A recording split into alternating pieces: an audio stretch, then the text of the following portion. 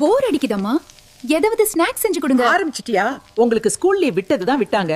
பாடா படுத்துற என்ன? முட்டை மட்டும்தான் இருக்கு. சரி, இத வச்சு ஒரு லாலிபாப் பண்ணுவோம். முட்டையில நிறைய சத்து இருக்கு. முட்டை சாப்பிடாத உங்க குழந்தைங்களுக்கும் இந்த ஸ்நாக்ஸ் செஞ்சு கொடுங்க. ஃபர்ஸ்ட் முட்டைய நல்லா வேக வச்சு எடுத்துக்கணும். முட்டை வேகும் போதே வெங்காயம், பச்சை மிளகாய் எல்லாம் கட் பண்ணி வச்சுக்கலாம். வேக வச்ச முட்டைய துருவி எடுத்துக்கணும்.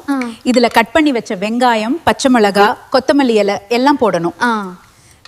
இதுல கரம் மசாலா 1 ஸ்பூன், அரிசி மாவு 1 ஸ்பூன், கார்ன்ஃபிளவர் 2 ஸ்பூன், இஞ்சி பூண்டு பேஸ்ட் 1/2 ஸ்பூன், கொஞ்சம் உப்பு போட்டு நல்லா மிக்ஸ் பண்ணிக்கணும்.